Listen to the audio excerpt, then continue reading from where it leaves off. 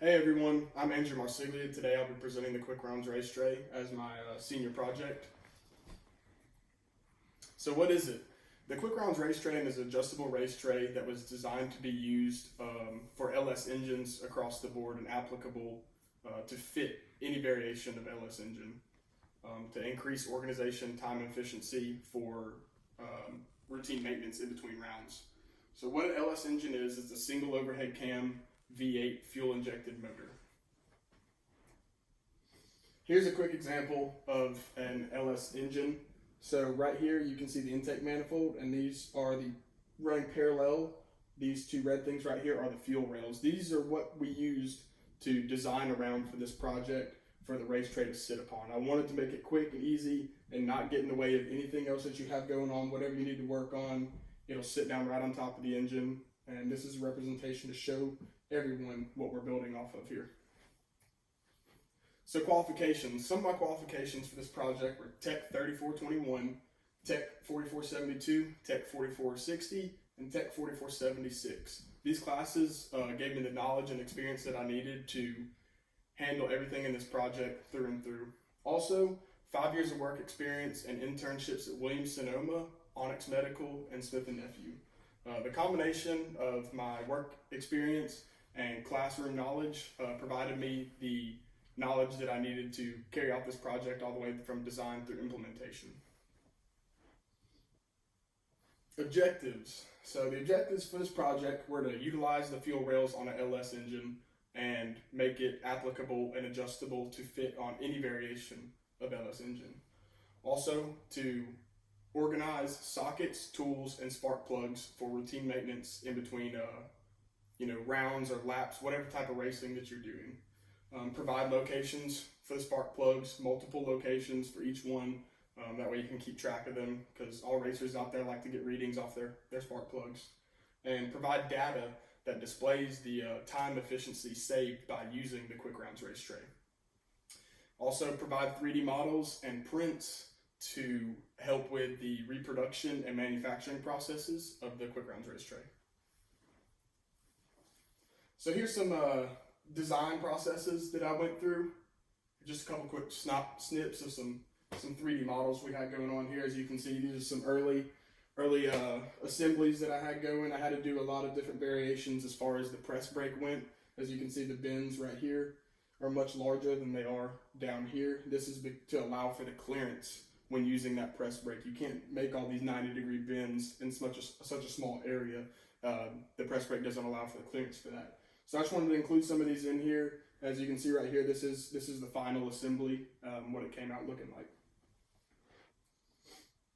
So some constraints and worries that I had in this project was using the 1/8" aluminum material. I was worried about bending in the press brake. I was worried about it cracking. I was worried if it was going to bend at all, considering it's a manual press brake. Also, the slag created off cutting the 1/8" aluminum material using the CNC plasma. Converting Siemens NX 3D models to AutoCAD 2D working drawings for the CNC plasma. And also the largest constraint of all was the COVID-19 pandemic. This unfortunately did not allow me to correlate with a lot of my professors and have access to a lot of the labs that I needed to machine a lot of the components for my project.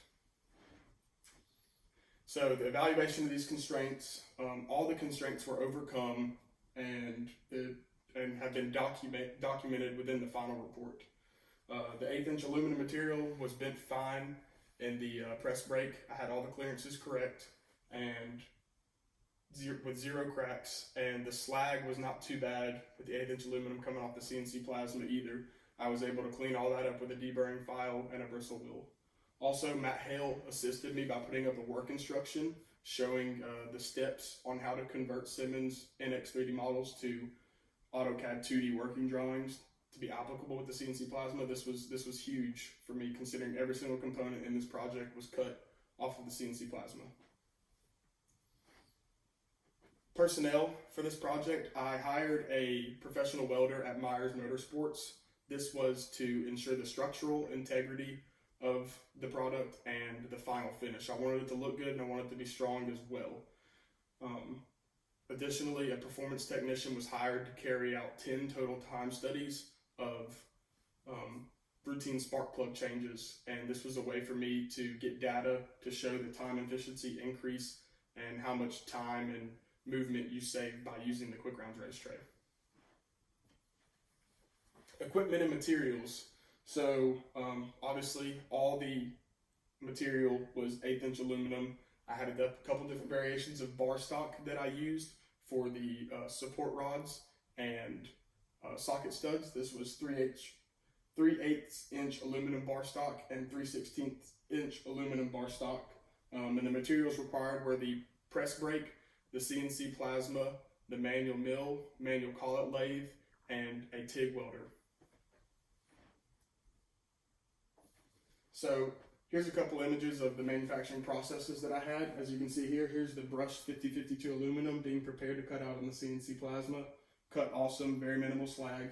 Any slag that was created or burrs, I was able to clean up with a deburring file and additionally a bristle wheel. And here's just an example of some of the slag you can see along the outside of the cut here that was created from cutting the aluminum. It can tend to be a softer material, especially when you're cutting with something that hot. Manufacturing processes. So here's some examples of the manual collet lathe. It's imperative that you get a collet that fits your material precisely, especially when you're using a lathe to cut your material to length. And also I use a chamfering tool to chamfer the support studs on the project. A quick mock-up of the support rods used to make the structural integrity of the overall project better. This was a quick mock-up that I did after cutting these rods to length, making sure that they fit in the holes correctly and that it was going to be conforming in its geometry and the proper length. A couple quick snapshots of the welding done over at Myers Motorsports. Fantastic job done by them over there. Came out, the finish was great, and everything went together according to print. So here's the project completion. I threw a couple snapshots of there. You can see the final fitment of the project right here on these fuel rails. This is what we were talking about earlier. As you can see, the hardware that was used in here as well. This is completely adjustable. So depending on the size of fuel rail you have, or maybe if you run something different, these feet can come off and be replaced with something else that you could potentially purchase later on down the road. But they're adjustable based on whatever you need. Also, just wanted to show the fitment of these on there and give a couple examples of the race tray in use. And I feel like it's a good time for me to pull it out and show you guys the finished product. So here it is. As you can see along the side here, it's listed 1357, and on the other side it's 2468. This is to label the cylinders and give you location for your spark plugs. There's 4 holes for each cylinder in here. This way you can take your spark plug and set it in there, keep it organized from the cylinder that it came out of, and get accurate readings every single time you do a change. Also, these are the socket studs that were all cut to length on the manual collet lathe and chamfered as well. This makes it quick and easy for you to place any tools that you have here. There's 10 locations for those, either side of the tool. You want it to fit on there with no problems. Also a magnetic tray up top. You always need, your ratchets or extensions and stuff like that. So here's an area, nuts and bolts, anything like that. That way it won't get mixed up or lost.